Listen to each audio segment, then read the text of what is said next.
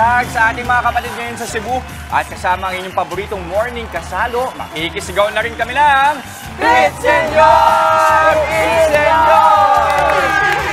Dahil ngayong araw, ito-todo na natin ang pakikisaya sa ating mga kapatid na nagdiriwang ng pista ng Santo Niño. Correct, Jess. Para sa iba pa nating kapatid, tuwing ikatlong linggo po ng unang buwan ng taon, masaya talagang sineselebrate sa buong bansa ang Santo Niño. Di ba, Maui? Yes, Mama Debs, tama ka dyan. At alam niyo po, ayon po sa simbahan, simbolo ito ng pagsilang ng Kristyanismo sa bansa. Diba? Sa mga history classes natin noon, diba? Ito yung unang regalo ng mga Kastila sa ating mga Pilipino noong 1500s daw, Mami Chiki. 1500s, tama yan. At makalipas sa mahigit 500 taon, patuloy pa rin ang debosyon ng maraming Pinoy, di ba? Ang dating ang mga novena at dasal-dasal lang. Ngayon, aba, masaya mga pista na. Alright, and speaking of pista, isa sa may pinakamalaki at pinakamagarbong pagdiriwang para sa Senyor Santo Niño ang Cebu sa kanilang Sinulog Festival, ang kanilang mga paghahanda at ilan pang update sa kanilang pista roon. Ihahatid sa atin ni John Aroa live. John, kamusta na ang feels dyan? Jess, kasing init nga ng panahon ang pagyakap ng mga deboto sa pista o sa kay Senyor Santo Niño. Ngayon nga ay katatapos lamang ng traslasyon dito sa Cebu kung saan libo-libo mga tao at mga deboto ang nakiisa sa naturang pagdiriwang. Umarangkada na nga ang traslasyon ng Senyor Santo Niño sa Cebu kaninang umaga. Di gaya ng traslasyon ng Poong Nazareno, naka-motorcade ang imahe ng Batang Hesus at Birheng Maria mula sa Basilica Minore del Santo Niño papunta sa National Shrine of St. Joseph the Worker. Libo-libo mga deboto ang nakaabang sa ruta ng traslasyon.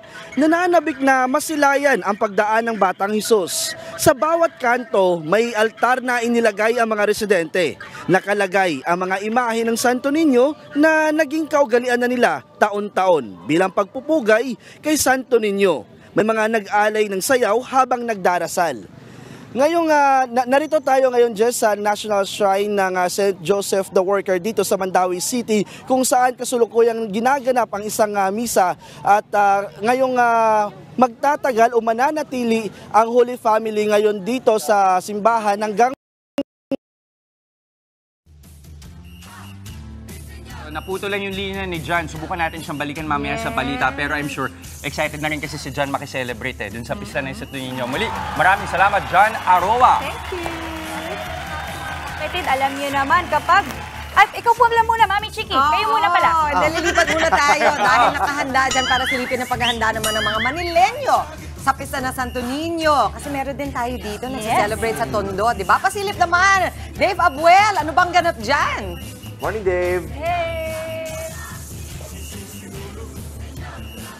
Good morning, Chiki, at sa inyo dyan sa studio. Sa linggo na nga ang pista ng Poong Santo Niño dito sa Tondo, Maynila. Kaya naman ang ilan nating mga kapatid na deboto ng Poon ngayon pa lang ay inihahanda na ang kanilang mga Santo Niño. Excited na rin ang mga kabataang sasali sa Lakbayaw o yung sayaw sa prosesyon sa paligid ng Archdiocesan Shrine of Santo Niño sa Tondo. Gaganapin ito sa Sabado sa unang pagkakataon matapos ilang taong natigil dahil sa pandemya. Kagabi, todo indak na nga sila kahit pasimpleng sayaw pa lang ang ipinasilip nila sa news team. Simula sa Sabado, January 20, ilang kalsada ang isasara sa paligid ng simbahan. Chiki, para sa mga motorista natin, abangan nila yung mga isasarang kalsada para hindi rin sila maabala kapag nagsimula na itong pista. Abangan din nila mamaya ang pasample ng mga lalahok sa Lakbayaw at ilan sa mga Santo Niño na ipaparada sa prosesyon. Mamaya lahat yan sa frontline sa umaga. Chiki. Maraming salamat sa iyo, Dave Abuel. Lakbayaw pala yung tawag. Lakbayaw ang Yung mga step-step nila, di ba? Parang nagtitiktok lang. Actually, ang maganda rito, papansinin nyo, yung celebration na unified na meron nangyayari sa Cebu, meron din sa Maynila. Kasi kadalasan, halimbawa, yung sa Quiapo. Doon lang, isolated talaga sa community sa Quiapo. Pero ito makita mo na, uy, iba't ibang parte ng Pilipinas meron sila. Saya! I-celebrate. Ang Santo Niño, di ba, dinagyang, pati ang ati-atihan, puro Santo Niño naman ang kanilang sineselebrate. Mami Chiki naman sobrang exciting ang mga ganap ngayong araw. At sa weekend, dahil sa mga celebration na ito, di ba Mama Dimple? Yes naman, sinabi mo pa, Justin. Sasabihin ko sana, Mama Justin, di ba? At para masama natin Daddy ang Justin, feel sa Daddy fiesta, ang sinulog at pista po ng Tondo. Dinala rin natin dito sa studio. Sabay-sabay tayo makisigaw, makihataw at makisaya sa ating sinulog dancers! Senyor!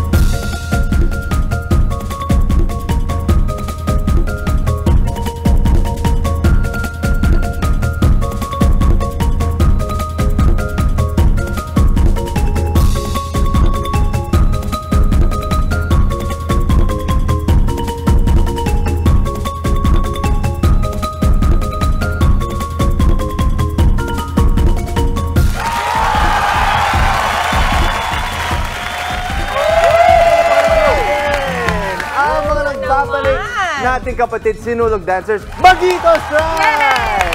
Maraming salamat sa pangunguna ni MJ Reyes. MJ! And of course, kasama rin natin via Zoom ang isa sa mga representative ng Sinulog Foundation na si Nimrod Quiñones. Good morning, mga kapatid! Good morning, Good morning, Sir MJ! Si Nimrod! At si Sir Nimrod, ayan, kamustahin Oo. natin. Sir Hi, Nimrod! Morning, Good to sir. see you again after more than a month. Pero ito na, sir. Oo, talagang ito na, weekend na. Ano na ang mga inyong last-minute preparations? Well, matraffic ngayon sa Cebu kasi maraming nangyayari. Kanina umaga lang may translasyon. Pinakita naman yun sa report kanina. Yung image po ng holy image ng Santo Niño, dinala yon sa St. Joseph's Parish doon sa Mandaue or the shrine in Mandaue. Then mag-meet sila ng yung Birhen sa Regla from Lapu-Lapu City. At saka that's the start of the fluvial procession na mangyayari bukas. So kami naman, we're very busy with the preparations para sa Sinulog Grand Parade ngayong linggo. So maraming nagtatanong, may sinulog na last weekend? Yes, meron na last weekend. Last Saturday, we had sinulog sa kabataan sa Dakbayan, which is basically yung sinulog ng mga kabataan ng Cebu City. Cebu City kasi at saka Cebu Province, parang two separate LGUs yan. So, yung residents of Cebu City do not vote for the governor. So, kaya yung meron ding sa Sunday, yung sinulog sa lalawigan. So, different participants yun at saka marami ng premyo doon pa lang. And it will even be bigger on Sunday as we have the Grand Parade doon sa South Road Properties. Ayun, Sir Nimrod, sa totoo lang, maraming mga taga-Manila nalilipad pa ng Cebu. Taunan na rin yan eh. Di ba kadalasan, especially nung pre-pandemic, meron ba kayong inaasahan na crowd estimate? Gaano karami kaya yan? Well, it's hard to estimate pa kung ilang tao ang pupunta mismo sa Grand Parade. Kasi maraming activities eh. It's not just the Grand Parade. May mga concert, may mga parties, may lahat. Marami talaga. So, we expect, of course, a few million people to be coming to Cebu for the Sinulog. Busy na yung mga airport, busy na yung mga seaports namin. At saka pati yung mga nagla-land trip, marami na rin nandito sa Cebu. Yung volume ng sasakyan, grabe for the past several days. So Medyo sir, mahirap talagang na ano Cebu sir, ngayon. all roads lead to Cebu, di ba? Parang yun ang sinasabi that's natin right. ngayon. Opo, Oo, kakausapin kasi din namin sir, yung mga kasama natin dito, ito si MJ. Si MJ. Ano Opo, naman, good morning. Nasaan ang excitement level mo? 1 to 10, nasan ka na? Siyempre, 10. Oo. Ano Would naman recommend. ano ba ang kahulugan ng Sinulog para sa'yo personally?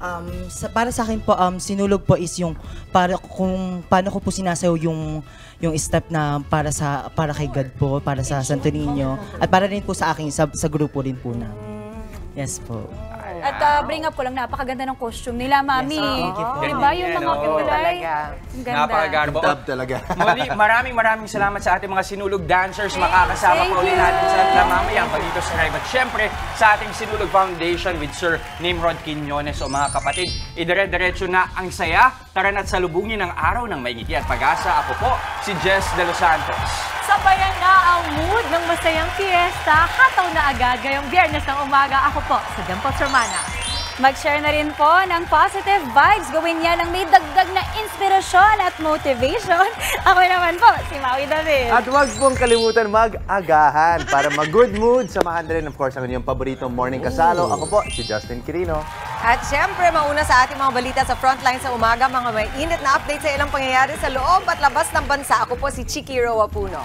Kaya naman masayang bati namin sa inyo, mga ate, kuya, nanay, tatay, lolo at lola. Good morning, kapatid! Alam mo, itutuloy natin lahat ng yan. Pero ngayon, balita muna tayo kasi meron lang kapapasok na impormasyon. Tuluyan na pinawalang sala ng Sandigan Bayan si Senator Jinggoy Estrada sa kasong plunder na isinampalaban sa kanya kaugnay sa kontrobersyal na pork barrel scam. Yun nga lang, hinatulan naman siyang guilty dahil sa kaso naman ng panunuhol. Para sa iba pang detalye, nasa frontline ng balitang yan si Mean Los Baños. Live mula mismo sa Quezon City. Mean, ano na ang susunod na hakbang ng kampo ni Senator Jinggoy?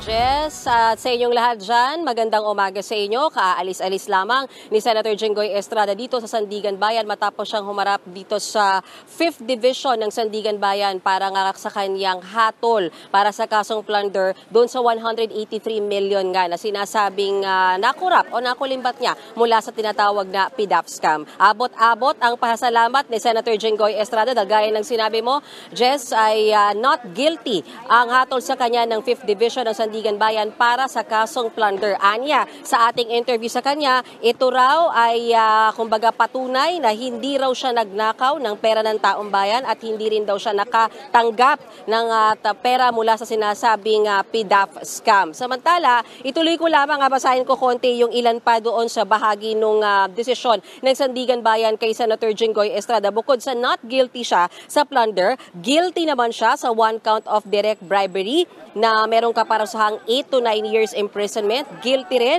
si Senator Jinggoy Estrada sa 2 counts of indirect bribery na maaaring makulong ng 2 to 3 years o 2 hanggang 3 taon. Natanong siya kaugnay sa detalye ng hatol na yan ng Sandigan Bayan, pero ang sinasabi ni Senator Jinggoy Estrada, ibibigay niya ang mga susunod na hakbang sa kanya mga abogado, pero sabi niya sa atin, he will exhaust all legal means.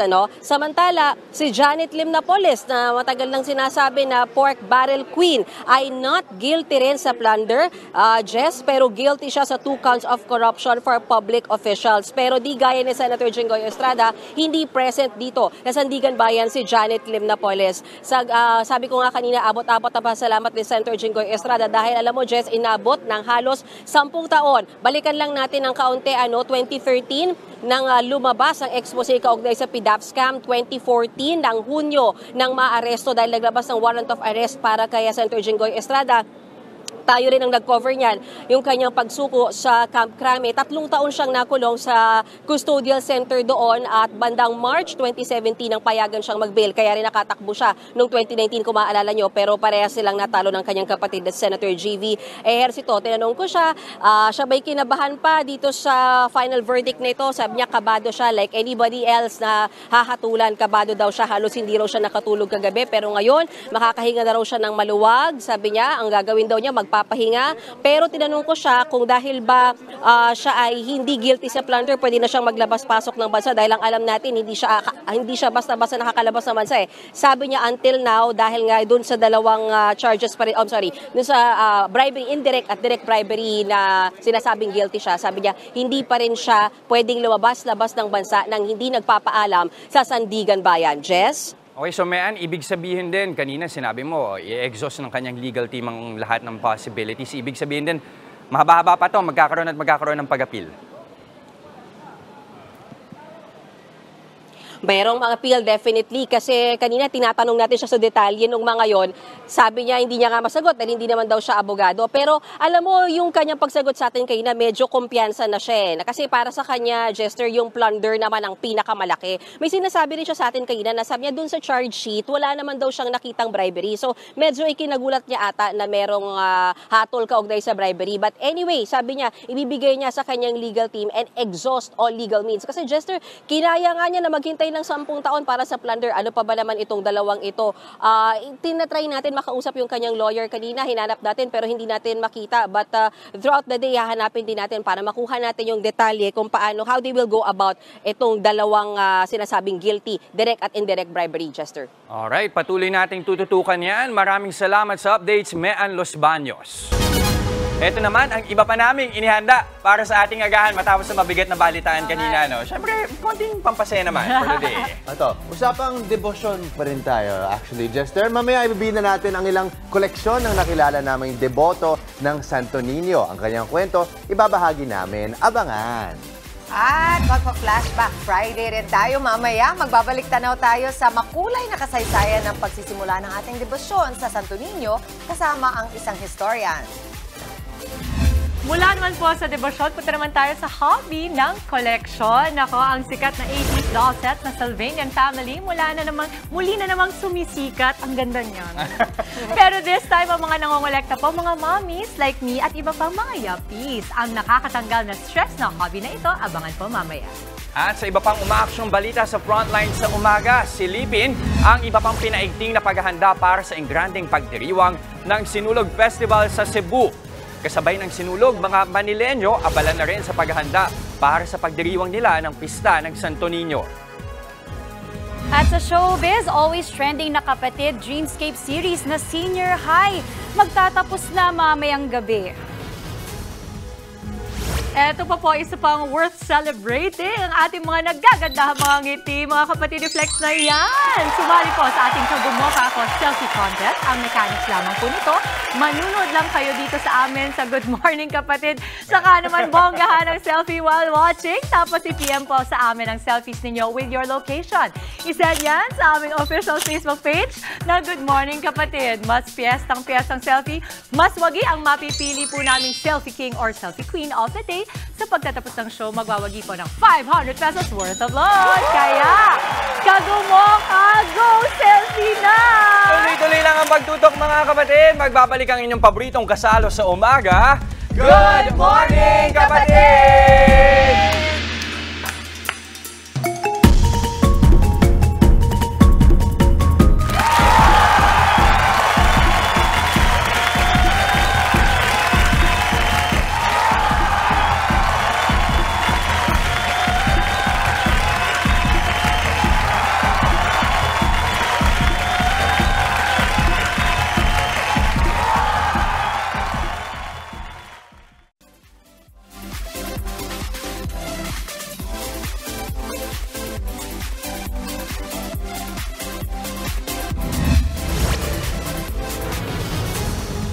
Narito na mga maaksyong balita ngayong araw. Ihatid namin mula mismo sa frontline sa umaga. 7 patay sa landslide sa Moncayo, Davao de Oro. 5 iba pa nawawala. Senador Jinggoy Estrada hinatulan ng Sandigan Bayan na not guilty sa plunder case kaugnay ng PDAP scam. Mga deboto ng Santo Niño sa Tondo naghahanda na para sa pista ngayong weekend. Iba't ibang aktibidad sa Cebu kasado na rin para sa Sinulog Festival. At mga revelasyon sa huling gabi ng hit kapatid serye na Senior High, inaabangan na ng fans.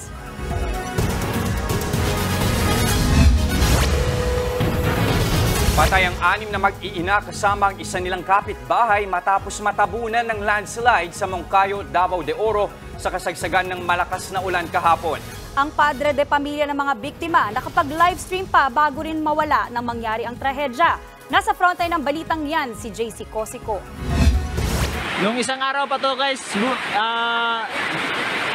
umaano yung lupa. Alas 10 kahapon ng umaga nang mag-livestream pa si Romil sa kanilang bahay sa may paanan ng bundok sa Barangay Diwata, Moncayo, Davao de Oro. Sa video, kita ang unti-unting pagbagsak ng lupa. Pero makalipas ang isang oras, nangyari ang kinatatakutan ni Romel. Tuluyang gumuho ang bundok at natabunan ang mga bahay sa paanan nito. Kasama sa mga natabunan at nasawi, ang mihis ni Romel na si Catherine, 5 nilang menor de edad na anak at kapitbahay na si Marjorie Nanaria. Si Romel naman, pinangangabahang natabunan din kasama ang 3 pa nilang nawawalang kapitbahay. Swerte naman nakaligtas sa 1 taong gulang na sanggol, pero kritikal ngayon sa ospital. Sprayer na ito ba? Namo. Kasali ang aking asawa kasi siya ang leader sa kanilang prayer meeting. Miyembro kasi ng aking asawa yung mga nasawi sa aming simbahan. Kagustuhan na talaga yun ng Panginoon kasi sa bahay na kanilang pinagdausan ng prayer meeting ay yun lang ang natabunan ng lupa. Ayon naman sa Municipal Disaster Risk Reduction and Management Office, hindi sila nagkulang sa paalala. Martes pa lang daw, nagpatupad na sila ng forced evacuation sa lugar dahil sa matinding ulan. Yun nga lang, bumalik daw sa bahay ang mga biktima kaya inabutan ng landslide. Napornada pa kahapon ang search and retrieval operations sa 4 na nawawala dahil sa patuloy na banta ng pagguho ng lupa. Alam naman natin na the whole of Mindanao is experiencing heavy rainfall due to shear line. Kaso nga lang, unfortunately, ilan sa kanila ay bumalik doon sa lugar. Ngayong umaga, nakatakdang ipagpatuloy ng mga otoridad ang paghahanap sa 4 na nawawala pa. Dinala naman sa punerarya ang bangkay ng mga nasawi. Nagbabalita mula sa Frontline, JC Cosico, News 5. Inararo ng sugatan ang sakay ng isang kotse matapos araruhin ng kanilang sasakyan ng mga concrete barrier sa EDSA. Nabangga din ng taxi ang kotse. Nasa frontline ng balitang yan, si Hannibal Talete. Wasak ang harapan ng kotseng ito matapos araruhin ang mga barrier sa EDSA NEPA Q-Mart northbound lane kagabi. 3 concrete barrier at 1 plastic barrier ang nasira. Sa tindi ng pagkakasalpok ng kotse, natanggal na ang bumper ng sasakyan. Nasugatan sa ulo ang pasahero ng kotse. Kwento ni Angelo Falia, galing siya ng terminal at may sinundo. Nalito raw siya paakyat ng Kamuning flyover, kaya siya bumangga sa mga concrete barrier. Dapat ilalim ako, didiretso yung ko doon, dadaling ko na nalangan ako. Kaya pagpasok kong ganun, sakto naman nakabuntot yung taxi, kaya sumudsud lalo yung ko dito. Nayupi rin ang likuran ng kotse matapos na masalpok ng taxi. Ayon naman sa taxi driver, nakasunod siya sa kotse nang bigla itong kumabig pa kanan at sumalpok sa mga barrier. Napapreno pa raw siya, pero inabot pa rin ang likuran ng kotse. Bigla siyang pumaling, kakabig sa kanan, bumangga siya, pumalo yung pit niya dito sa lane ko. Kaya, ako, malapit na ako, nakapreno ako, pero umabot pa rin ako sa kanya. Hindi naman nasaktan ang driver at pasahero ng taxi. Dinala na sa QCPD Traffic Sector 3 ang driver ng kotse at taxi para sa kaukulang investigasyon. Dahil naman sa disgrasya, bumagal ang trapiko sa lugar. Tumagal din ng halos 3 oras bago naialis ang mga sasakyang na-aksidente. Nagbabalita mula sa Frontline, Hannibal Talete, News 5. Kalaboso ang 5 empleyado ng isang travel agency dahil sa panloloko ng kanilang mga kliyente. Ang siste, maniningil ng maaga sa mga gustong magpabook, saka itatakbo ang pera. Nasa frontline ng balitang yan, si Ian Suyu. Napasugod sa Anonas Police Station ang hindi bababa sa 20 biktima ng isang bogus travel agency sa Quezon City kahapon. Ang masayang bakasyon sana nila, napurnada. Gaya ng grupong ito na siningil ng halos 90,000 pesos para sa 4 na araw na Boracay tour. Pero hindi sila nakaalis kahapon. Nagbayad sila through online, through bank transfer. Tapos napag-alaman na ito pala ay hindi nakabook. Hindi sila nakaalis kasi walang booking na nangyari. Sa dami ng reklamong natanggap, agad nagkasa ng operasyon ang QCPD laban sa agency. Naaresto nila ang 5 sa mga empleyado nito. Sa investigasyon, lumalabas na modus talaga ng kumpanya na mag-alok ng domestic at international bookings saka itatakbo ang bayad. Pagka maramihang booking na at alam nila na yung tao ay pwedeng lokohin, sa kanila ito hindi ibubok. Meron din nag-report na senior citizen, na biktima rin sila. Tapos yung mga mag-honeymoon, na biktima rin sila. Dati na rin daw nasangkot sa parehong kaso ang agency. Pero ang siste, lumilipat lang sila sa iba't ibang barangay para mambiktima. Depensa naman ng mga nahuling suspect, customer service lang sila. Wala raw silang kinalaman sa panlulokong ginagawa ng kanilang kumpanya. Wala naman po kaming natatanggap ng mga pera ng kliyente namin po. Kami po yung nagtatrabaho lang din po. Ginagawa lang din po namin kung ano yung sinasabi ng may-ari. Which is ano po yun? Ano lang po, pag may tatawag, sagutin lang po. Sa ngayon, tinutugis pa ng mga pulis ang may-ari ng travel agency. Mahaharap naman ang mga nahuling suspect sa reklamong syndicated estafa in relation to Cybercrime Prevention Act. Nagbabalita mula sa Frontline, Ian Suyu, News 5. Nag-i-issue na ulit ng mga papel na driver's license ang Land Transportation Office dahil sa kakulangan sa supply ng plastic cards. 270,000 plastic cards na lang daw ang natitirang supply ngayon ng LTO. Ibinibigay na lamang ito sa mga priority sectors katulad ng mga OFW. Sa pagtataya ng ahensya, tatagal na lang ito hanggang sa susunod na 2 linggo. Balak ng LTO na umorder ng 6 na milyong cards na sasapat sa loob ng 1 taon. Kukunin yan sa National Printing Office, Apo Production Unit o sa Bangko Sentral ng Pilipinas. Ang most advanced, prominent, and very transparent process would be yung ating agency-to-agency acquisition of license. I think this would be the fastest way and the most transparent and kailangan ganun tayo sa gobyerno, no? Transparent and open to all, no?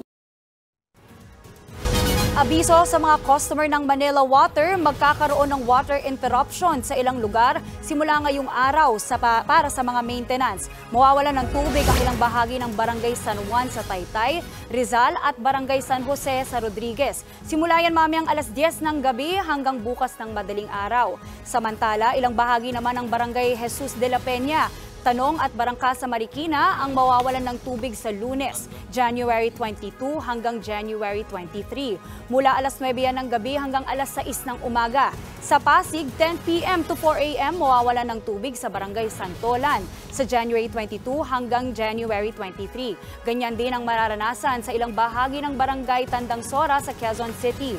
Habang sa January 23 hanggang 24 naman, mawawalan sa ilang parte ng Barangay Damayang Lagi. Nakahanda ng mga tiga-Tondo sa Maynila para sa pista ng Santo Niño. Inilabas na rin nila ang mga imaheng ipaparada sa prosesyon. Live mula sa Tondo, nasa frontline ng balitang yan si Dave Abuel. Dave, kumusta na ang lagay dyan? Jess, puspusan na nga ang preparasyon ng mga deboto ng Santo Niño ilang araw bago ang mismong pista dito sa Tondo, Maynila. Sabik na ang mga deboto sa nalalapit na pista ng Santo Niño sa Tondo ngayong weekend. Kagabi nga, ilang grupo ng kabataan ang nag-iensayo na para sa lakbayaw o yung sayaw habang inilalakbay ang poong Santo Niño sa isang makulay na prosesyon. Buhos daw ang magiging performance nila dahil ilang taon ding walang lakbayaw dala ng pandemya. Lagi po namin ginagawa every year is traditional po namin as panata po bilang Tondonians at lakandulans po dito sa may Tondo. As long as gusto po nila na sumayaw, pwede naman po silang mag-join dito sa amin. Ang chairman ng Barangay 4 Zone 1 na deboto rin, inilabas na ang 2 Santo Niño niya sa bahay. Isa rito ang isasama niya sa prosesyon sa linggo, kaya gano'n na lang ang pagsuri niya sa itsura at damit nito.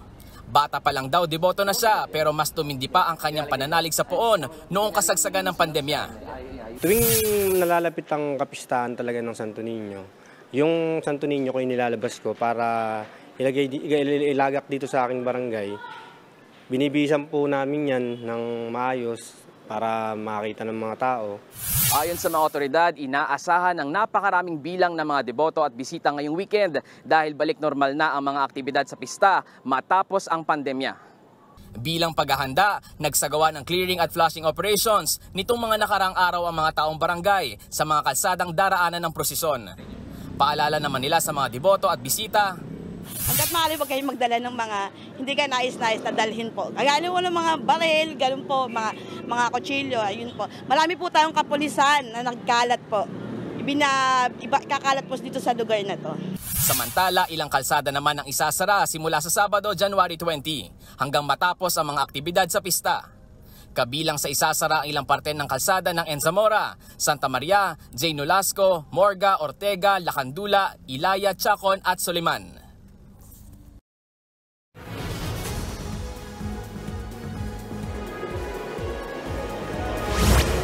Just sa mga kapatid nating daraan sa weekend sa mga nabanggit na lugar, alamin na ang mga alternatibong ruta para hindi maipit sa inaasang mabigat na traffic dala ng pista. Yan muna ang latest mula dito sa Tondo, Maynila. Balik sa inyo, Jess. Nagulat mula sa Tondo, maraming salamat, Dave Abuel. Dinarayo ng mga deboto ang exhibit ng 100 imahen ng Santo Niño sa Pasay City. Nakadisplay rin sa naturang exhibit ang Santo Niño na pinaniniwala ang nakakapagpagaling ng sakit. Nasa frontline ng balitang yan, si Marty Bautista. Iba-iba ang itsura at kasuotan ng Santo Niño na nakadisplay sa Cuneta Astrodome sa Pasay City bilang bahagi ng pagdiriwang ng pista ng Santo Niño. 100 imahen ng Santo Niño ang tampok sa exhibit. Ang ilan sa santo nakasuot pa ng modernong damit, habang may isang nakauniforme pa ng barangay kagawad. May iba rin na kulay itim, kulay puti at nakasakay pa sa kabayo at motor. Nagsimula ang tradisyong ito noong 1978. Kung dati nasa 30 hanggang 40 lang ang kumakatawan sa Kongregasyon del Santísimo Nombre del Niño Jesus, ngayon mas lalo pang dumami ang deboto ng Santo Niño. Sama-sama rin silang nagproprosesyon at nagnonovena. Ayon kay Mayor Emmy Calixto, mas nagiging engrande raw ang tradisyong ito kumpara noon. Sa last year, siyempre mas pinaganda pa namin, mas lalo kaming naging handa. At yun nga, mas madami kaming naimbita ngayon dahil siguro ang pandemic ay mas wala na, no? Bukas sa publiko ang exhibit hanggang January 28 mula alas 8 ng umaga hanggang alas 8 ng gabi. Message ko para sa ating lahat na sana ang lahat ng mga ating dalangin sa ating mga Santo Niño ay ating makamtan sa lalong madaling panahon. Makikita mo dito that ang ginawa namin dito not only to make exposition or exhibit, kundi meron kaming 9 days novena. We invite bishops and cardinals to officiate in this mass, parang ganyan. Parang talagang it's a religious event. Makikita rin sa exhibit ang Santo Niño de Atocha na pinaniniwala ang nagpapagaling ng sakit. Ayon kay Noli, isa sa founders ng kongregasyon, natulungan ng Santo Niño na mabuhay pa ng 8 taon ang kanyang nanay na nasa huling stage na ng cancer. Andasal ko, if it is really her time, give us time na matanggap na namin. Pero not so soon, sabi kong ganyan. Would you believe, with no medicine at all, even ang doktor niya nagtataka, with no medicine at all, 8 years nabuhay pa siya at wala siyang nararamdaman ng sakit. Matapos ang exhibit, gaganapin ang Feast of the Santo Niño Parade sa January 29 sa Rojas Boulevard. Nagbabalita mula sa Frontline, Marty Bautista, News 5. Handa ng SRP Ground sa Cebu City para sa Sinulog Grand Ritual Showdown na gaganapin sa linggo. Para sa ibang detalye, nagbabalita live mula sa Cebu City si Laila Pangilinan. Laila, handa na bang lahat dyan? Mayong buntag from the Queen City of the South, Cebu! Naku, marami. Excited na talaga mga tao dito sa Cebu City. Jester, alam mo ba, paglapag mo pa lang ng airport, damang-dama mo na talaga ang Sinulog Festival sa Mactan Airport. Pagkuha pa lang ng mga bagahe, sasalubungin na kayo ng mga sayawan ng mga festival queen sa airport. May mga nakasabay na rin kaming turista na makikisaya sa Sinulog ngayong weekend. Ang ilan sa kanila galing pa ng Morocco at ng France. Sadyang gusto raw nilang makisaya sa Sinulog.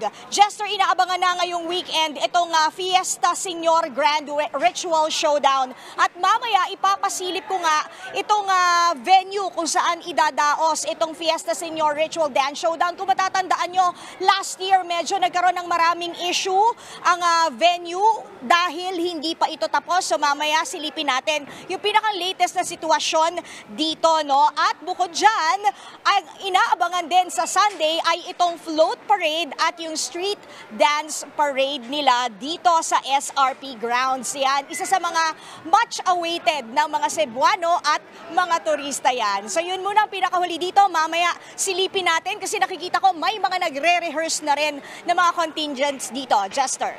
Alright, buong araw nating tututukan yan. Maraming salamat, Laila Pangilinan. Tuloy ang aksyon sa PBA Commissioner's Cup playoffs ngayong Biyernes, January 19. Una maghaharap ang 7th seed na Rain or Shine Elasto Painters at 2nd seed na San Miguel Beermen ng alas 4 ng hapon. Susundan naman yan ang tapatan ng 6th seed Northport Batampier at 3rd seed na Barangay Ginebra Gin Kings. Alas 8 naman yan ng gabi. Aabante na sa semifinals ang San Miguel at Ginebra kung saan sila ang mananalo sa mga laban. Gaganapin ang mga laro sa PhilSports Arena sa Pasig.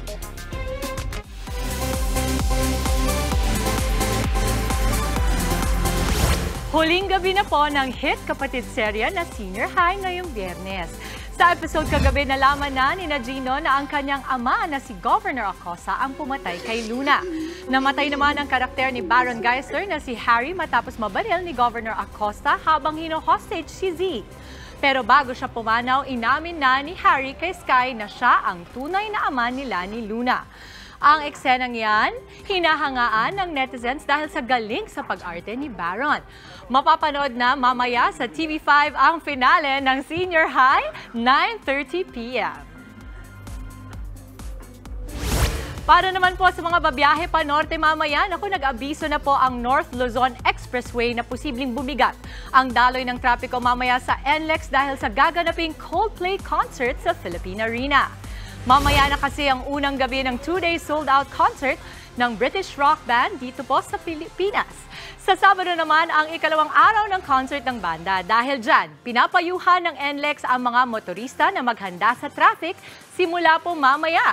2017 pa huling bumisita ang banda sa Pilipinas para sa kanilang A Head Full of Dreams tour. Kilala ang Coldplay sa mga kantang Fix You, The Scientist, Yellow at marami pang iba. Mamaya na to? Kaya nga ang bilis eh, hindi ko na malaya. Nagulat din ako eh. Siguro kasi wala rin tayong ticket. Siguro kasi wala rin tayong ticket. Diba? So kung may mga extra ticket kayo dyan, alam mo naman kung nasa ng TV5. Okay na. Nalakante kami mamaya. Pero nakakatuwa siya kasi balik siya ng balik dito. Balik sila ng balik dito. Coldplay, di ba? At sold out 2 days. Philippine Arena pa yan, ha? Oo. Favorite ko yung The Scientist at Ako Yellow. Pero eto na. Abangan po natin maya-maya may mga ibibida kaming koleksyon ng mga mommies at ilan pang young professionals or yuppies na talaga naman pong nakakatanggal stress. Ang Sylvanian Family Collection, i-flex po namin yan maya-maya. Kung koleksyon din lang naman, ito ang isa nating bisita ngayong umaga, ibabahagi kung paano ang kanilang hilig sa Santo Niño naging debosyon na rin. At mga kwento at kasaysayan sa likod ng Sinulog Festival. Hihamayan natin mamaya kasama ang historia na si Professor Xiao Chu na nagbabalik. Marami po tayong aabangan, kaya wag po kayong aalis. Magbabalik pa ang inyong Fave Morning Kasalo, ang Good Morning, Kapatid!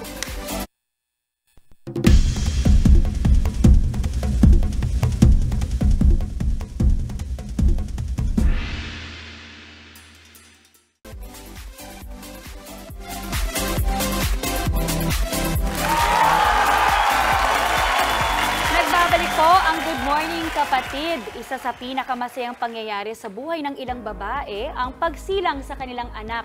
Pero para sa marami, may kaakibat itong sakripisyo at peligro. Pag-usapan natin ang cesarean section o C-section sa sabi ni Doc.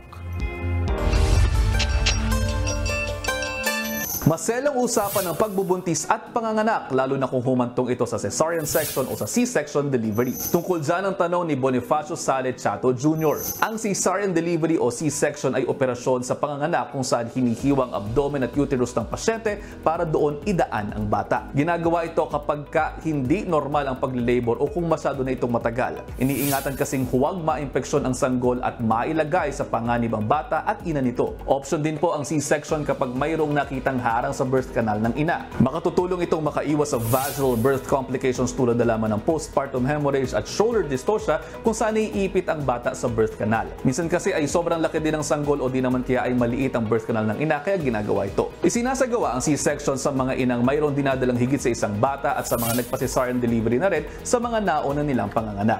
Gaya ng iba pang uri ng operasyon ay mayroon pa rin pong risks ang C-section. Maaari itong magdulot ng blood loss, bladder o bowel injury at amniotic fluid embolism o reaksyon sa paghalo ng amniotic fluid sa bloodstream ng ina.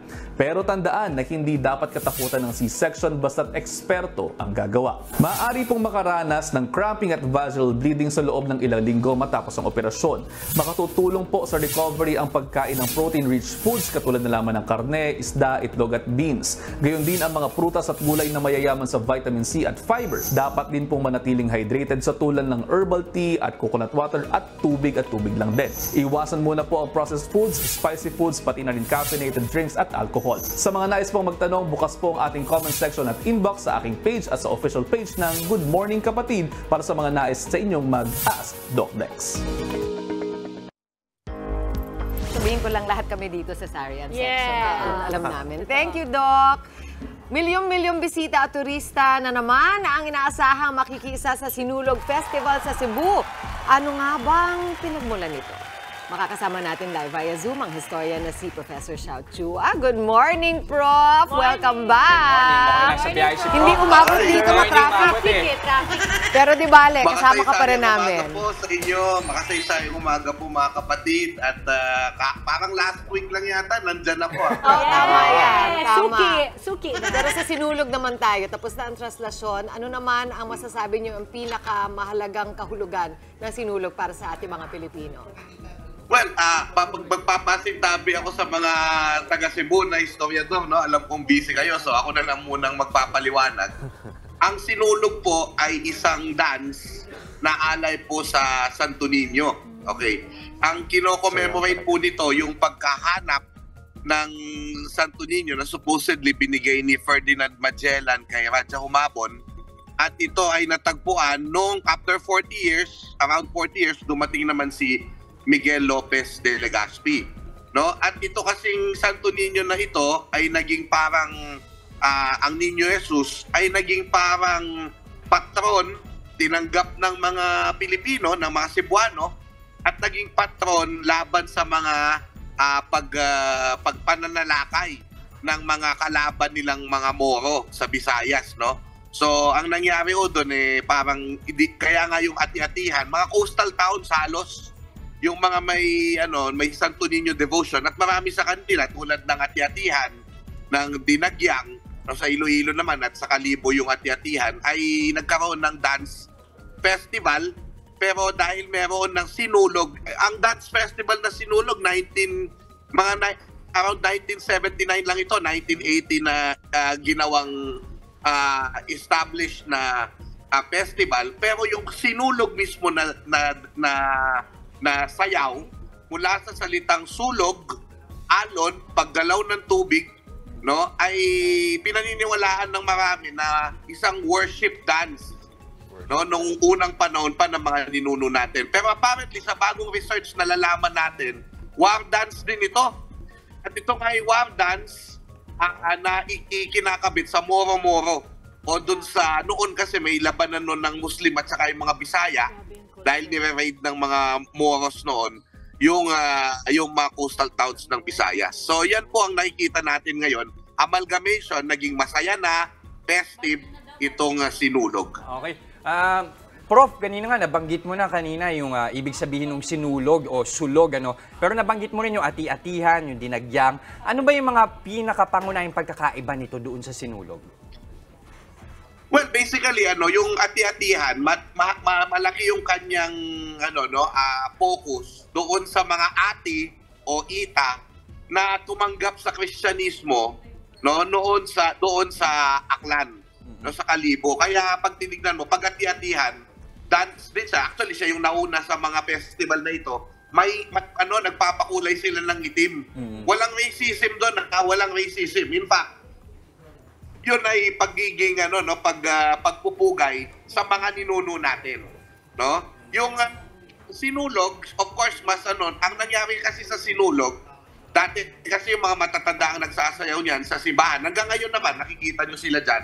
Pero naging parang malaking competition siya, no? Sa Cebu City and also sa Cebu Province. Kaya naging kumbaga naghalo na yung religious at saka yung tinatawag natin na yung commercial na festival, kumbaga. Ayun, tinitingnan natin yung mga, yung iba-ibang mga pictures, mga images, yung mga dinedescribe ni Prof, nakita nga natin. Kaya pala meron mga mukhang nakakatakot, no? Di ba, Justin? Hindi natin akalain na parang meron ding parang war na angle ito, element. Hindi ko alam yun eh. Sino ba sa atin ang nakapunta na sa sinulog? Hindi pa. Hindi pa ako pupunta pala. Ayan! Ako, kailangan mag-ready si Maui. Yes, kaya excited ako kasi it's gonna be my first time to experience it nang dyan talaga sa harap ko. So, very exciting po. Ang masasabi ko is talagang palaki ng palaki kasi nung 90s pa ako nagpunta doon. At saka yung nakita natin dito, ilan-ilan lang yan. Ang sarap na sa mata nung kulay. Imagine mo na parang nagwa-wave yan, di ba? Kasi naman, ang dami din talagang pumupunta. By the millions nga. Sabi nga kanina ni Sir Nimrod, inaasahan nila milyon talaga ang pupunta. Dadayo sa Cebu ngayong weekend. Pero Professor Xiao, tanungin na rin natin, bakit ba ganun kalakas o yung yung affinity o yung connection ng mga Pinoy sa imahe ng Santo Niño? Well, una sa lahat, dahil tandaan natin na una sa lahat, by the way, yung sinulog, bago ko sagutin yan, yung sinulog din kasi, it also reminds Filipinos na meron tayong maritime culture. Kasi alon ng sinasayaw, tapos makita mo sa Sinulog Festival, meron din diyang fluvial parade, no, na ginagawa din sa ibang mga santo sa iba-ibang bayan sa Pilipinas. Kasi tayo nga ay maritime culture, tayo ay kultura ng paglalayag. Yan ang commonality natin bilang isang bansa, from Luzon, Visayas, Mindanao. Ang Santo Niño naman, makikita natin, bata kasi siya eh. Parang tanda na sa mga Katoliko, ito yung batang tagapagligtas, ito yung ipapako sa krus. No? Pero pag tinignan mo, sa Cebu at sa ibang lugar, bata ito eh. No, in fact sa Spain, yung origin ng Santo Niño ng Atocha, ito ay nagpakain doon sa mga bihag ng mga Muslim sa Espanya nung sinakop sila ng mga Muslim na for 700 years. Kaya parang ito nangangalaga, tapos bata, tapos ang cute-cute niya. Pero aside from the cuteness, it also underscores our beliefs that the Lord Jesus Christ actually became man and can understand man. No? Kaya parang yung pagkabata ni Jesus na makikita natin dito, para maintindihan natin at maramdaman natin na si Jesus ay katulad din natin at naiintindihan niya tayo at nakipagkapwa siya sa atin. Pero bukod naman sa cute na Santo Niño, ang cute-cute din naman talaga ni Professor Xiao na talagang pinaunlakan tayo ngayong umaga. Thank you very much. Muli maraming salamat, Professor Xiao Chua. Thank you, Prof. Thank you, Prof. Ito po, dire-diretso lang ang happiness. Nagpapasalamat ako kasi milestone sa akin itong interview na ito dahil 40th year ko. 40th birthday ko ngayon. So, happy birthday to you. Happy birthday! Prof, happy birthday! Naman pala. Saan tayo, Prof? Cebu ba? Sa Cebu? Wala po. Simple lang. Thank you, Prof. Ingat po dyan. Salamat, sir. Okay. Ang galing ng birthday pa ni Prof. Tagal na natin magkausap. Prof, happy birthday again. At sana huwag ka magsasawa sa amin pag iniimbita ka dito. Eto na po. Dire-diretso lang ang happiness ngayong Biyernes. Tulad na lang ng mga bumubuhos sa selfies sa ating Good Morning Kapatid Facebook page. Ang sarap naman ng ngiti. Ay, naka-costume. Good morning! Ay, mga Santo Niño. Ay, aba! Binubuhat niya yung TV. Ang lalaki nung Santo Niño. Bago yun. Oo. Ayun na, ayun na. Mga kapatid, padala lamang po kayo ng padala ng inyong selfies. Ilagay na rin kung nasaan kayong lugar naroroon para po sa chance na manalo ng 500 pesos worth of load sa ating Kagumoka Ako Selfie Contest. At mamaya po, extended ang ating sinulog sa Yawan. Magpapasiklab pa ng kanilang talento ang ating mga bisitang mananayaw na Baguitos Tribe. Abangan yan. At ito po, pwedeng hobby, pwedeng pambonding sa mga chikiting. Ang mga koleksyon ng mga sikat na Sylvanian family dolls, ibibida pa namin patuktok. At sa aming pagbabalik din, makikipagkwentuhan tayo sa isang deboto ng Santo Niño na idinadaan sa pangungulekta ng imahen ang debosyon. Huwag po kayong aalis, mga kapatid. Magbabalik ang inyong paboritong morning kasalo, ang Good Morning, Kapatid!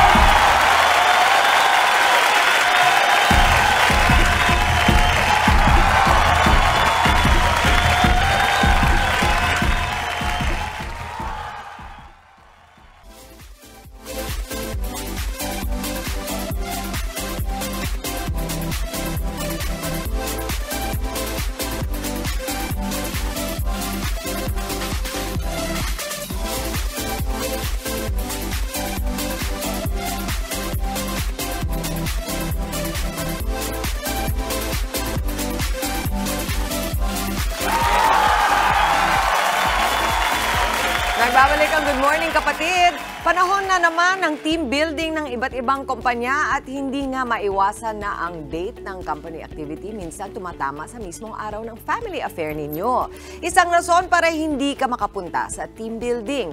Sa ganitong sitwasyon, may habol ba ang employer sa empleyado? Yan ang tatalakayan ni Atty. Buko dito sa Legal Bato. Team, next weekend na, team building na natin. So, required lahat umattend. Ma'am, hindi po ako makakasama. Weekend po yun. May lakad po kami ng family ko. Mr. Sigwa, mandatory yan sa company natin. And last month pa, in-advise yan. So, dapat nag-adjust kayo sa mga personal schedules nyo. Attorney, legal po ba ang mandatory team building sa kumpanya? Legal po yan. Ang team building ay work-related at kailangang sundin ng mga empleyado. Ang hindi pagsunod sa ganitong mga utos ay maituturing na insubordination or willful disobedience. Ito ay isa sa mga just causes for termination ng mga empleyado sa ilalim ng Article 297 ng Labor Code. Ayon sa Department of Labor and Employment, Department Order 147-15, ang insubordination ay ang pagsuway o pagtanggi na sumunod sa mga utos ng isang superior officer o employer na work-related at reasonable naman. Ang mga mapapatunayan na hindi sumusunod sa ganitong policy ng employer ay maaaring matanggal sa trabaho. Attorney, nagkaroon kami ng company team building. May nakasira sa amin ng gamit sa accommodation kaya sinagot ng kumpanyang damage. Pero salary deduction ang ginawa sa lahat ng empleyado dahil walang umamin kung sino ang tunay na may kasalanan. Legal ba to? Hindi po yan legal. Ayon sa Article 116 ng Labor Code, hindi maaaring mag-deduct ang employer sa sweldo ng empleyado nang walang written consent ng empleyado. May mga allowed deductions sa sweldo ng employees tulad ng taxes o buwis, yung para sa BIR, contributions para sa Pag-ibig, PhilHealth o union dues, o bayad sa mga nasirang gamit na pagmamay-ari ng employer. Pero hindi kasama sa mga pinapayagang deductions ang penalty sa mga nasira ng empleyado sa labas ng opisina. Kung kayo po ay may nais ikonsulta sa inyong lingkod, i-follow lang ang Facebook page ng Good Morning Kapatid. Mangyaring i-private message po ninyo sa akin ang inyong mga katanungan. Maraming salamat po. Maraming salamat din, Atty. Buko. Ito, isa sa pinakamamahal na imahe ni Cristo ang Santo Niño. Kaya naman ang mga kababayan natin, bukod tangi ang debosyon nila sa Santo Niño. Di ba, Maui? Yes, that's right, Justin. Laging pinaglalaanan ng panahon at atensyon, pero ang pinakamatindi, dinadaan pa sa collection. Gaya na lamang na makakasama natin dito sa studio, si Edsel de la Buena ng Binondo, Manila, deboto at kamarero ng Santo Niño. Sir Edsel, welcome po sa show. Kamarero muna. Ano yung kamarero, Edsel? Ang kamarero po yung tagapangalaga ng poon. Ang lalim na Tagalog pala. Ngayon ko lang yun narinig. Wait, so isa-isahin natin tong collection na dala mo, Eds. Yes, ma'am. Ito, ano to? Ano yung mga ano yung pinaka, na dito, kumbaga oldest na nasa ito po yung Santo Niño po namin na, actually, ito po, regalo pa po to sa parents namin nung kasal nila. Nagbago lang yung naging itsura niya, gawa ng nasunog siya. So, na pina-repaint, ganyan, pinaayos para at least magmukha lang siyang bago. So, mga anong year pa yan? Mag-aanim na dekada na po. Ano naman yung kwento? Nasunog yung bahay ba? Ano na? Kasi kalimitan po kasi, di po ba sa mga bahay, kada alas 6 ng hapon nagtitirik ng kandila, ganyan. So si nanay po namin, nakaligtaan niya yung kandila na sunog si Cortina. So ito pong ninyo na to, nagsalba ng buhay at bahay po namin. Kaya napaka-thankful kami. Kaya dahil sa kanya, nag-umpisa na kami mag-collect ng mga Santo Niños, ganyan. Doon kayo nagsimula po, tapos ni-restore nyo na lang. Ganda. So, paano pa nanganak yung collection na yan? Ano yung mga sumunod? Ito naman po, regalo po sa akin to nung after ng, anong elementary nga po. Alin po? Ito po, ito isa. Okay. Tapos ito po, yung nakakolega rin, isa po siyang lumang Santo Niño na iniwan din po sa tapat ng bahay, sira. Tapos pinagawa ko po, ganyan. As pag bilang deboto, so kailangan ko siyang bihisan para at least makaengganyo ako ng ibang kamarero na ma-inspire ko sila na kailangan yung image ng ninyo is magiging kaaya-aya kasi sila yung salamin kung saan tayo magdedebosyon. Kapag kamarero ka, ano yung mga kailangan mong malaman para maayos at very proper ang pangangalaga mo sa poon? Kasi I'm sure meron kayong sistema na sinusunod. Kailangan po kasi, alam natin kung ano yung presentasyon ng Santo Niño. Okay. So kapag alam na natin kung ano yung presentasyon ng Santo Niño, doon natin malalaman kung ano yung i-devote natin sa kanya, yung i-request natin, i-healing natin, ganyan. Para at least at the end, alam natin kung ano yung pwede pa natin mapulpil, pwede pa natin ma-share din sa iba. Okay. Pag Santo Niño ba, merong anything particular, specific para matawag mo siyang imahe ng Santo Niño? Basta any imagery na Batang Jesus, Santo Niño na agad yun? Kung ang pagbabasehan po natin is yung katuruan ng Katolisismo, opo. Pero conforme po kasi yan kung ang nagkakaiba lang po kasi yung pagdating sa titulo.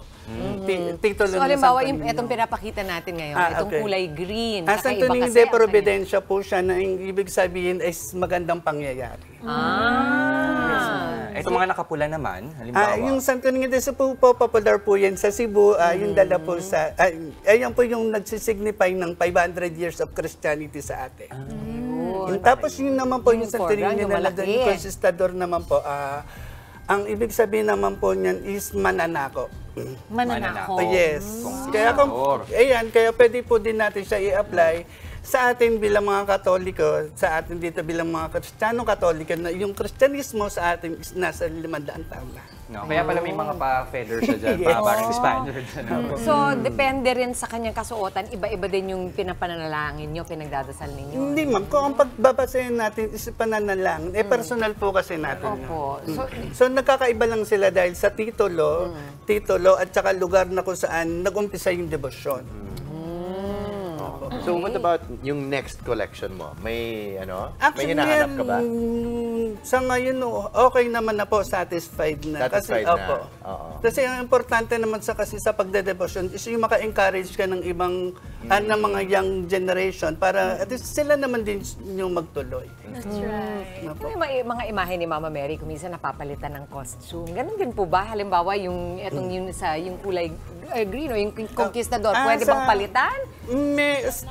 Sa Mama Mary naman po kasi may mga title din po kasi sila. May mga iconography po sila.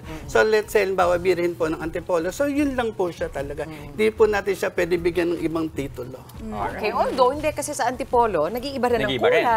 Pero kalimitan po, ang damit po niya is white and blue. kilo lang po. Maraming salamat sa pag-share ng collection Thank you niyo po, sa ma'am. amin, Sir God bless Edsel. po. Maraming salamat po. Okay. Again, motivate.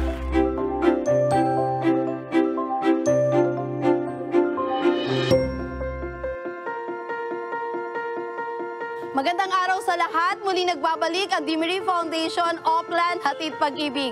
At ngayon, naririto po tayo sa Puerto Princesa, Palawan upang maghatid ng regalo, ng pagmamahal at ng biyaya sa ating mga minamahal na senior citizen. Samahan niyo po kami dito sa Barangay Bakungan. Lubos pa ako nagpapasalamat sa Dimiri Foundation dahil out of 66 barangays ng Puerto Princesa, kami po ang napili na puntahan ng foundation na ito. Oplan Hatid Pag-ibig, kahit malayo man sila, abot pa rin sila. Walang imposible sa Panginoon, may pag-asa. Despite ng circumstances sa pinagdadaanan natin, despite ng pagsubok, despite of pandemic, nandiyan dyan ang Diyos. Matuto tayong maging mapagmahal, matuto tayong maghingi ng tawad o maghingi ng blessing sa ating Panginoon. Siya lang ang pwede nating hingian, no other.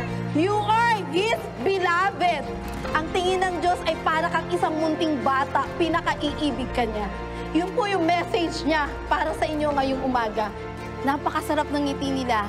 At yun yung nagpapasaya sa puso namin na napapawi lahat ng pagod kahit gaano kalayo ang binyahe namin. Totally wash out dahil napakasaya ng puso. Dimiri Foundation, salamat po. Maraming salamat, Panginoon.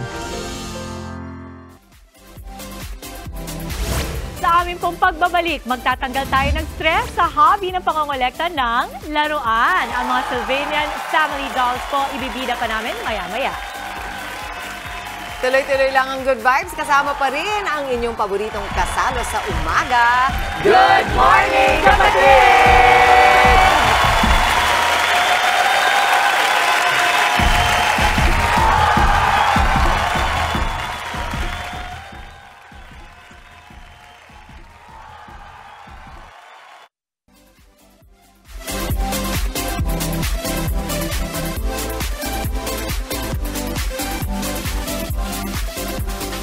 Nagbabalik ang Good Morning Kapatid. Kahit napawalang sala sa kasong pandarambong, hinatulan naman ng guilty ng Sandigan Bayan si Senator Jinggoy Estrada dahil sa kaso naman ng panunuhol. Para sa detalye, makibalita ulit tayo live mula sa Quezon City. Andyan si Mean Los Baños. Mean, saan ba nag-ugat itong kaso ng bribery o panunuhol kay Senator Jinggoy? Yes, Jess, himayin pa natin yung naging desisyon ng Sandigan Bayan sa kaso nga ni Senator Jinggoy Estrada. Bagamat not guilty, yung kanyang plunder case, sinatulan pa rin siya ng Sandigan Bayan 5th Division ng guilty beyond reasonable doubt sa 1 count ng direct bribery at guilty rin para sa 2 counts of indirect bribery. Anong ibig sabihin niya? Nakasaad, Jess, sa desisyon ng Sandigan Bayan na ating nabasa, nakabilang sa parusa para sa pagiging guilty sa direct bribery ay 8 hanggang 9 na taon at 4 na buwang pagkakakulong, special temporary disqualification at perpetual disqualification from the right of suffrage o karapatang bumoto. Pinagbabayad din, Jess, si Senator Estrada ng 3 milyong pisong multa. Para naman sa 2 counts ng indirect bribery, kasama sa penalty base sa Article 211 ng Revised Penal Code ang pagkakakulong ng 2 years 4 months hanggang 3 years 6 months and 20 days. Meron din yang kaakibat na kaparusahang suspension from public office at public censure. So sa ngayon, hinihinga na natin ng pahayag Senator Nancy Binay dahil siya yung head o chairman ng Ethics Committee sa Senado. Lalo't may ganitong desisyon pala na suspension from public office itong Sandigan Bayan. Samantala, naitanong natin ang detalyeng ito kay Senator Estrada matapos yung kanyang promulgation kaninang umaga. Pero sabi niya, hindi pa niya nababasa yung buong desisyon pero naniniwala raw siya na appealable ang lahat. Uutusan daw ni Estrada ang lahat ng kanyang abogado na gawin ang lahat na makakaya within legal means. Maghahain din daw sila ng necessary motions for reconsideration. Matatandaan, Jess, na nag-ugat ang kasong ito ni Estrada dahil sa umunoy pagkamal niya ng mahigit 55 million pesos na kickback para sa paglaan ng bahagi ng kanyang PDAF o pork barrel sa mga bogus na NGO o non-government organization si Janet Napoles. Isa si Estrada sa mga nakulong na senador dahil sa pork barrel barrel scam kasama sina Senator Bong Revilla at dating Senate President Juan Ponce Enrile. Jess, narito ang bahagi ng pahayag ni Senator Jinggoy Estrada. Almost 10 years, but still, this is a vindication of my name, and I am emerging victorious at this point. But as to the conviction of the direct and indirect bribery, I am not a lawyer. I haven't read the decision, but I am so surprised since based on the information sheet, there was no bribery or indirect or direct bribery filed in the information sheet. It is only the case of plunder, and I have been already acquitted. I have been exonerated of plunder, and I will ask my lawyers to exhaust all legal remedies, all legal options available for me. Jess, yung co-accused ni Senator Estrada at tinatawag na pork barrel queen na si Janet Lim Napoles ay nahatulan din, basahin ko na lang para sure hindi ako magkamali ha, nahatulan din ng Sandigan Bayan ng guilty beyond reasonable doubt ng 5 counts of corruption of public officials. May parusa yan, Jess, na 8 hanggang 10 taong pagkakakulong at multa ng mahigit 29 million pesos. Samantala, not guilty rin si Napoles sa kasong plunder. Sa Lunes, magkakaroon ng press conference si Senator Estrada para mapaliwanag pa ng husto yung nangyari o yung laman ng kanyang naging desisyon ng Sandigan Bayan para sa kanya. Naglabas na rin ng statement si Senate President Pig Zubiri at nirerespeto daw ng Senado ang naging desisyon ng Sandigan Bayan kay Senator Estrada. Bagamat naroon nga yung question na tinatanong natin yung about sa suspension from work, pero sa ngayon walang malinaw na sagot yung liderato ng Senado. Sinasabi nila so far, for now, pwedeng magtrabaho bilang senador si Senator Jinggoy Estrada. Jess? Alright, patuloy nating aantabayanan yan, mga karagdagang detalye kung immediately executory nga ba yan at saka anong kaibahan itong plunder charges versus nga doon sa bribery na wala naman doon originally sa charge sheet. Muli, maraming salamat. Nag-uulat mula sa Quezon City, Mean Los Baños. Alright, maraming salamat din, Jess. Chill muna tayo ha sa mga issue at sa iba pa mga pangyayari. Eto naman po, patok na patanggal stress naman talaga ito. Lalo na sa mga kids at heart dyan, hindi lang yung mga bata dahil yung mga kasama natin dito. Mga mukhang bata lang at sila yata yung pinaka nag-e-enjoy. Eto po, Maui. Kikita mo naman ang mga nasa harapan natin ngayon. Ang cute! Alam mo, ang tawag nga dito ay Sylvanian Families. At para ipaliwanag sa atin ang hobby na ito, makakasama natin sina Joan Pacheco, Led Zabderia, Guada Monato at Divine Lolin, mga collector ng Sylvanian Families. Good morning po, mga kapatid! Good morning, kapatid! Ang cute nyo! Grabe! Ayun yata, nakaka-cute din eh, no? Yes, saka sa totoo, proven na ang hobby na katulad po ng inyo ay nakakabata. Totoo! Kasi you always keep the kid in you. Paano po ba kayo napasok sa ganitong klase ng hobby? Kasi alam ko hindi rin to affordable masyado. Medyo mahal ganitong koleksyon. Paano? Well, we started. Yes. We started with our kids mainly. Tapos later on we realized gusto rin pala namin. Yeah. Mas gusto nyo talaga. Minsan nagagamit yung mga bata na, anak, gusto mo nyo, di ba? Hanggang ngayon ba yung kids nyo are still into this or parang iniwan na sa inyo? No, matatanda na sila. So kayo talaga na yung nag-stay ng pagkakolek. Ang cute. Ano yung draw sa'yo, Guada? Ano yung parang talagang nagustuhan mo sa Sylvanian Family? Sa akin kasi yung pretend play. After ko kasi na hindi na ako nag-work, so nag-iisip ako ng something na yung para sa akin naman kasi ako yung nag-aalaga sa family. So, yun yung nakakatanggal ng stress. Yan. So, yun yung nagpabigay sa akin ng drive para collect. Why Sylvanian Family? Kasi marami ding mga collectibles na iba, di ba? Why this particular one? The detail itself. Gustong-gusto ko siya kasi nung bata akong frustration ko. Alin yung sa'yo? This is mine. Ito! Yeah. Okay. Binana ko rin siya sa anak ko kasi my daughter is already 20 years old. Kasing edad niya yung ibang pieces dito. Wow! Yeah. Kasi again, Mommy, hindi siya binibili ng set. No? Yes. So That's why I chose this one because I wanted to show them na nabibuild siya into a big piece. So piece by piece, iniipon ko siya.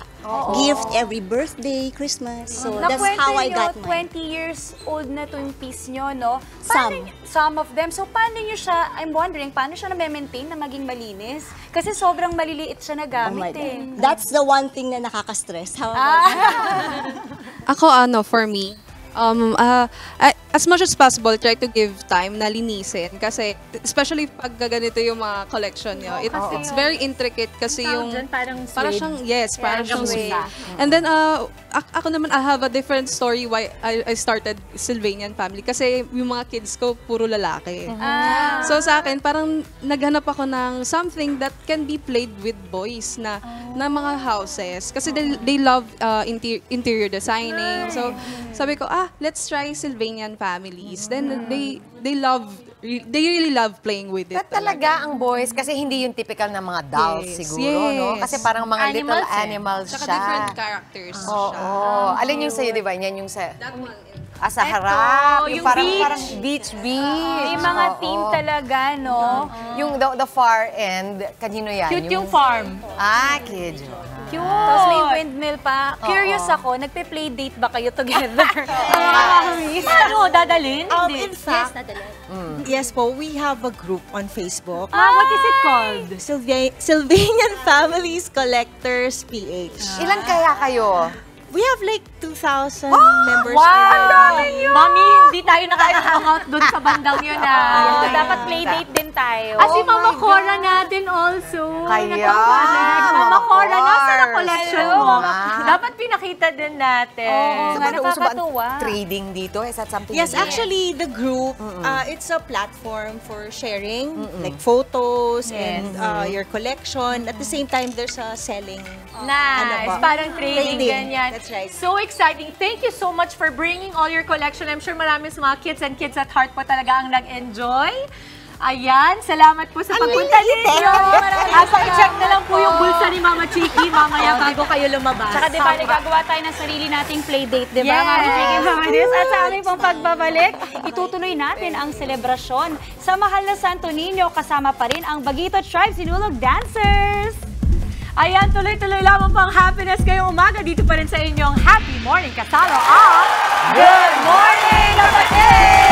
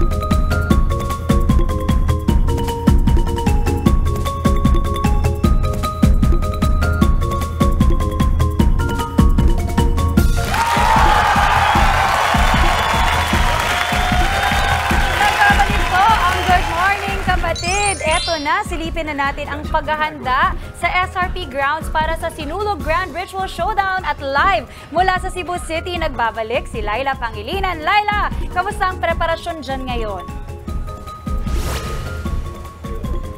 Maayong buntag ulit! Naku, tirik na tirik ang araw. Tingnan nyo, pero talaga namang bonggang-bongga dito sa South Properties Roads Ground sa Cebu City, kung saan idaraos nga sa linggo itong tinatawag nilang Fiesta Senior Grand Ritual Showdown. Puspusa na ang paghahanda sa venue para sa weekend na darating. Kumpara noong nakaraang taon, nakita natin ang mga improvements for this year. Unang-una, hindi na lupa ang tinutungtungan ng aking mga paa dahil sementado at may graba na ang asfaltado na ang ilang bahagi o yung buong venue actually. Dati kasi graba at lupa itong inaapakan natin. At kung makikita nyo naman, ayan, meron ng bubong ang ating venue. Hindi katulad last year, ano? Natrapa lang ang nagko-cover sa mga manonood. At para hindi sila paypay ng ang paypay. Tingnan nyo, ang daming naka-install na industrial fans dito. At kung makikita nyo naman dito sa may gilid ko, no, kahit tirik na tirik nga ang araw, kasalukuyan ng nagre-rehearsal ang ating mga contingents dito para sa Grand Ritual Showdown na magaganap sa linggo. Lahat sila magpapasiklaban para makuha ang 3 milyong pisong grand prize. Merong 14 na contingents dito kung saan 2 ay dayo o mga taga out of town. Lahat sila magpapasiklaban para makuha nga ang 3 million pesos na grand prize. 2 milyong piso naman para sa second place, 1.5 million para sa third place, 1 million pesos sa fourth place at 750,000 naman para sa fifth place. Mamayang tanghali inaasahang bubuksan na rin ang Devotee City. Ito yung container vans na ginawang matutuluyan ng mga kapatid nating galing sa ibang probinsya at malalayong parte ng Cebu. Libre ang accommodation dito kaya mamaya sisilipin natin yan. Bukas naman manggaganap ang Fluvial Parade at yung baptism o reenactment ng pagbibinyag kay Raha Humabon at sa kanyang asawa kung saan iniregalo nga ni Ferdinand Magellan ang holy image of the Santo Niño. Alam nyo, inaasahang aabot ng 5 milyong tao ang dadayo at makikisaya sa Sinulog Festival. Kaya naman nasa 5,000 na ang 4 to 5,000 ang mga dineploy na security ng PNP dito. Ayan, sa ating Sinulog Grand Parade at sa ating Grand Ritual Showdown. Abangan natin yan this weekend. Yan muna pinakahuli dito. Late, balik sa inyo. Thank you, Laila Pangilinan. Magkikita tayo dyan. At ngayon naman po may nanalo na sa ating Kagumoka Ako Selfie Contest. Congratulations, Joman D. Tosok, hintayin lamang po mensahe ng aming staff para ma-claim ang inyong load. And that is it para sa ating SoFly Tuesday. Isang makabilang umaga ang nahitin namin sa inyong mga tayo. Friday. Kaya tayo sa Lurs, mga kapatid. Enjoy lang ang araw at mag-spread ng good vibes palagi. Smiling lang yan ang paalala ng inyong paboritong kasalo sa umaga. Good morning!